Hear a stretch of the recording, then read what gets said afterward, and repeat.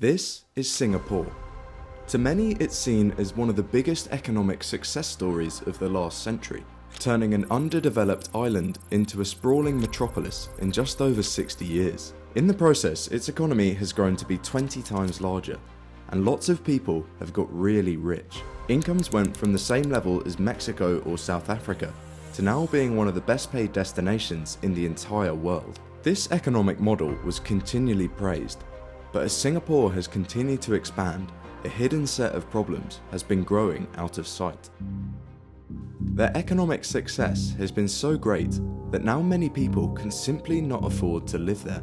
In the last few years, prices for almost all aspects of daily life have skyrocketed, and behind the shiny metropolis of high-rises and glittering malls, urban poverty has been gaining speed. Many people think that because it's not visible, poverty in Singapore doesn't exist.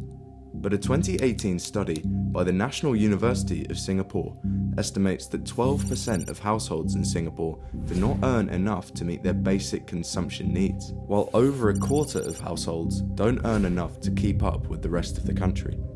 It's therefore no wonder that every year more and more people are deciding to leave to live a better life elsewhere, as not only is cost of living on the rise, but Singapore looks like it's about to face its first housing crisis in decades, as both renting and buying property is increasingly becoming a dream. In 2022, a report from CNA indicated that rental prices had reached record highs, causing some individuals to spend up to 70% or more on their rent. This shouldn't come as a surprise, as Singapore is a small island roughly half the size of Greater London, but home to more than 5 million people, giving it the third highest population density of any country in the world. And as it's continued to grow, space is running out, meaning properties which do exist are becoming ever more expensive. Whilst this may be good for developers, it has a real cost on average Singaporeans. And combined with the incredibly stressful work culture and lifestyle, people are finding it tougher to get by than ever before. There's no doubt that Singapore has been an incredible success, but in this whirlwind expansion, many have been left behind or simply forgotten about, and this problem is spreading to affect more and more people. So let's take a look at how Singapore got so rich and the cost that it's having on its citizens. I'm really happy to announce the sponsor of today's video, Enquiries. If you use the internet as much as me, then your data will have ended up all around the web when you make online purchases or create accounts. What's worse is that this data is actually being collected by brokers who are analysing and selling it to buyers all over the planet. I've had my data stolen in the past, and trust me, it's not fun, and it involves endless hassle trying to fix it.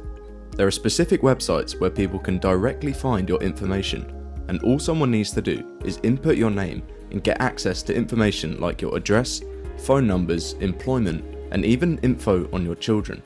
Which is why Enquiries is such an important service, as it removes all the data from brokers on your behalf. This process is 100% automated, and all you have to do is create an account, grant them access to work on your behalf, and then kick back and watch as your data disappears, and the amount of spam you receive drops to zero. It's really that easy, and all you need to do is visit enquiries.com/invisiblehand and use the code InvisibleHand at checkout.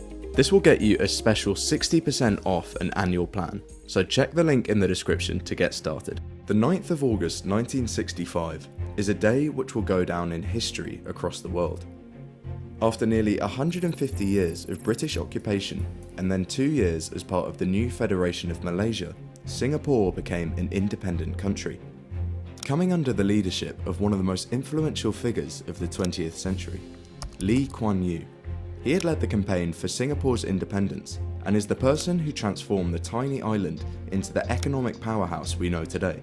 When Singapore first gained independence, it was largely discounted for a few different reasons. Not only was it largely impoverished, with around 2/3 of the population living in slums, but compared to their neighbours, Singapore had practically no natural resources. Malaysia at the time was a leading exporter of things like tin and rubber, and also had large proven oil reserves. But by comparison, Singapore was tiny, with relatively little to fall back on, and also faced a real risk of political instability.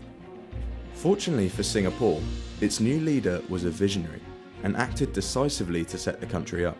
Lee Kuan Yew recognised that the only resource Singapore had was its people and hard work. And to fully utilise this, he took 3 key actions, which were not obvious at the time, but in hindsight stand out as being influential.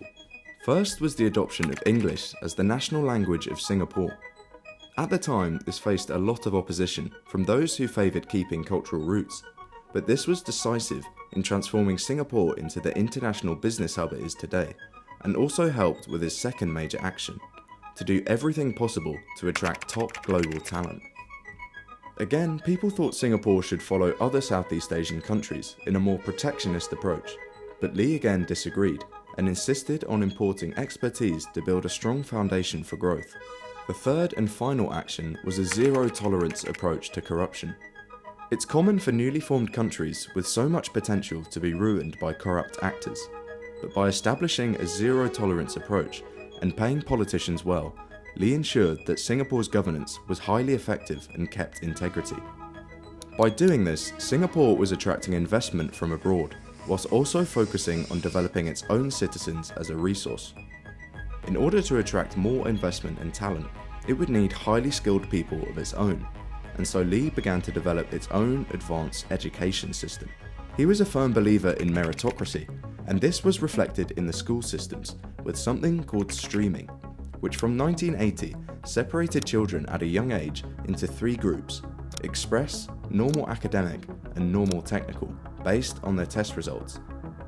Essentially, from a very young age, children would be separated based on tests, and those at the top would be given favourable opportunities, such as access to better teaching to maximise their potential, and this would be compounded throughout their education.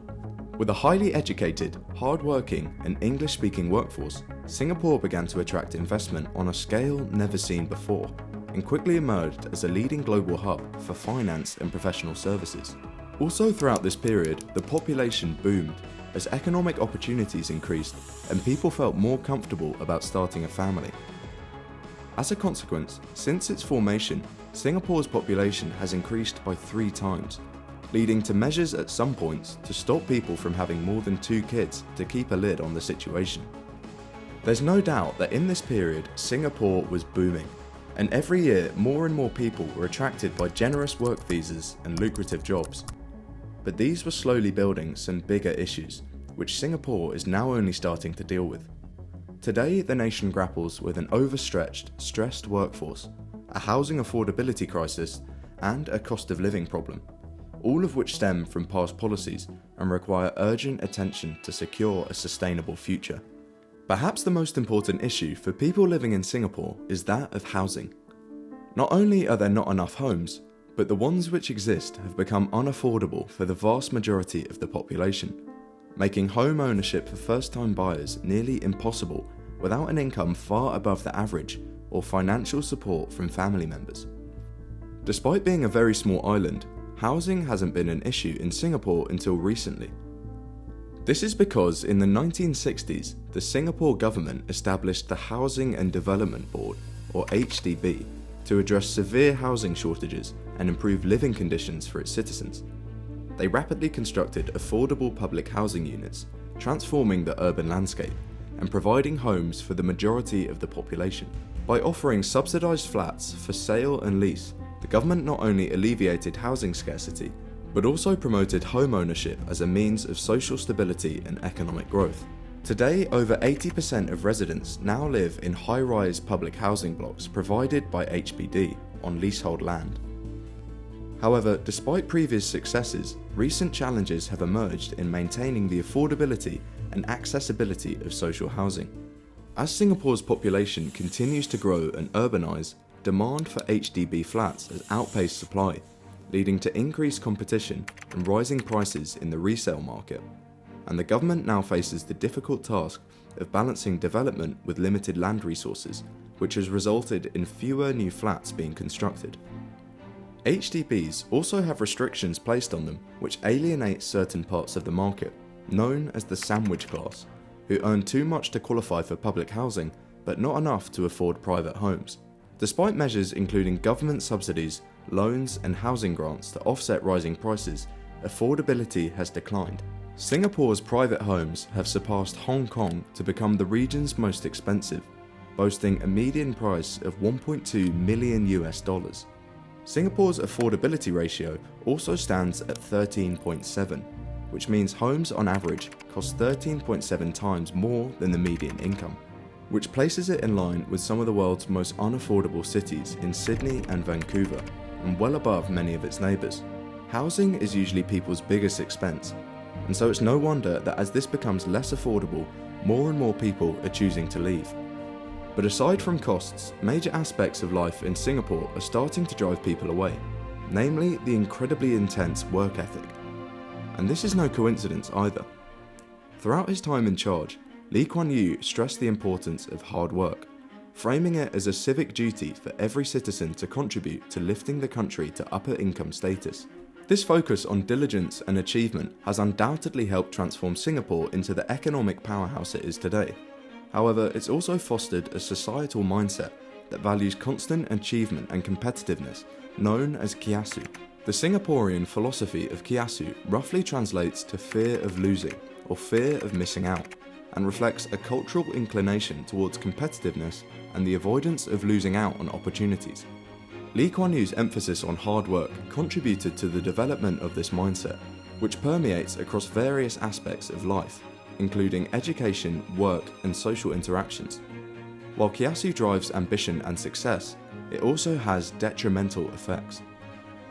The constant pressure to excel and be the best can lead to heightened levels of stress and anxiety, contributing towards burnout, especially in academic and professional settings. A recent survey found that over 40% of Singaporeans would consider quitting their jobs for a better work-life balance, and around 1 in 4 people were dissatisfied with their jobs, far higher than in Indonesia and the Philippines, adding to woeful levels of mental health. This competitive mindset is further intensified by the practice of streaming in Singapore's education system, which sorts students into different academic tracks based on their abilities, which has meant around 16% of children aged 4 to 21 displayed symptoms consistent with depression or anxiety due to the immense pressure on students to perform well academically to secure their future success. Those who are placed in lower academic tracks, such as the normal stream, often experience psychological impacts, feeling a sense of defeat and resignation that can hinder their academic and personal development. This also adds to social division amongst students by reinforcing social divides and limiting interactions between students of different backgrounds and abilities, often leaving those who do not excel academically feeling marginalised and without the necessary opportunities to succeed later in life. The high levels of stress and anxiety associated with maintaining success and financial stability has caused Singapore another problem. People are simply not having enough kids.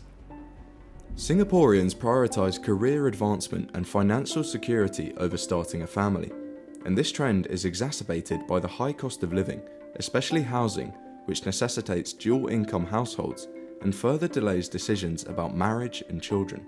As a result, Singapore faces a low fertility rate, one of the lowest in the world, narrowly ahead of South Korea, with many couples choosing to have fewer children or none at all due to the demands of modern life. This has got so bad that it's led to a wide public policy initiative encouraging couples and families to have more children and have them earlier. The societal expectation of high achievement and the economic pressures associated with raising children in such a competitive environment make family life seem daunting and financially burdensome. And even though streaming was recently abolished, this constant pressure of success remains high and ingrained into culture, and many people don't want to face raising kids in this society. This isn't a massive problem just yet, but it will be, as the population will get older and have fewer and fewer people to collect taxes from and pay for the running of the country. What's funny is that Singapore is hailed as an economic triumph in almost every country. You see countries being labelled as the Singapore of Africa, or even plans to transform London into Singapore on Thames. And yes, what the country has achieved has been incredible, and it is to be praised, but the issues this has created cannot be ignored, and unless they are addressed, they will be causing Singapore some real pain in the future.